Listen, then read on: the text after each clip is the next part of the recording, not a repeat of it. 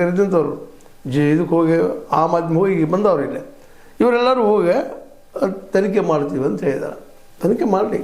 ಅದರಲ್ಲೂ ಮುಖ್ಯವಾಗಿ ನಮ್ಮ ಛಲವಾದಿ ನಾರಾಯಣಸ್ವಾಮಿಗಳಂತೂ ಇಲ್ಲಿದ್ದ ಬಾಂಗ್ಲಾದೇಶದ ಅಕ್ರಮ ವಲಸಿಗರನ್ನು ರಾಜ್ಯ ಸರ್ಕಾರದ ಸಚಿವರೇ ಬಂದು ಬೇರೆಡೆಗೆ ಸ್ಥಳಾಂತರ ಮಾಡಿಸಿದ್ದಾರೆ.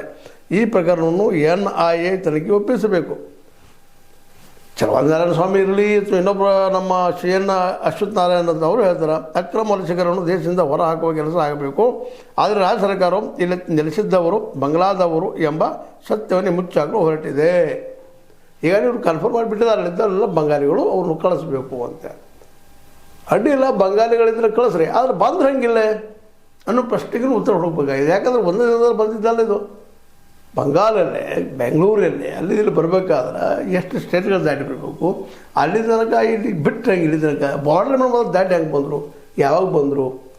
ಮತ್ತು ಅದು ಅಲ್ಲಿ ವೆಸ್ಟ್ ಬೆಂಗಾಲ್ ದಾಟ್ಕೊಂಡು ನಂತರ ಒಡಿಶಾ ಬಂದು ನೋಡ್ಕೊಂಡು ಆಂಧ್ರ ಬಂದು ಆಂಧ್ರ ಹೊರ ಬರ್ಬೇಕಾದ್ರೆ 2 ದಿವಸ ಹೋಗ್ಬೋದು. ಹೆಂಗೆ ಬಂದಿರ್ಬೋದು ಇಲ್ಲ ಅವ್ರು ನಿಜವಾಗಿ ಬಂಗಾಳಿಗಳ ಅಥವಾ ಬರೀ ಮುಸಲ್ಮಾನರ? ಇದನ್ನು ಸಹಿತ ಇವತ್ತು ವಿಚಾರ ಮಾಡುವಂಥ ವಿಷಯ. ಆದರೆ ಇದೆಲ್ಲ ನಡೆಗೆ ಅವ್ರ ಪಾಪ ಅಲ್ಲಿ ಬೀದಿಲಿ ಬಿದ್ದಿದ್ದಾರೆ, ಬೀದಿಲಿ ಒದ್ದಾಡ್ತಾ ಇದ್ದಾರೆ, ಬಿಸಿಲ ಮಳೆ ಅನ್ನೋದಲ್ಲ ಅಲ್ಲಿ ಜೀವನ ಸವಿಸ್ತಾ ಇದ್ದಾರೆ.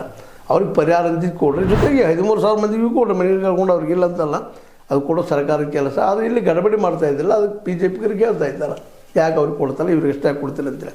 ಆದರೆ ಇಬ್ಬರು ಮನಸ್ಸಿನಲ್ಲಿ ಏನಪ್ಪ ಅಂದ್ರೆ ರಾಜಕೀಯ ಇಲ್ಲದ.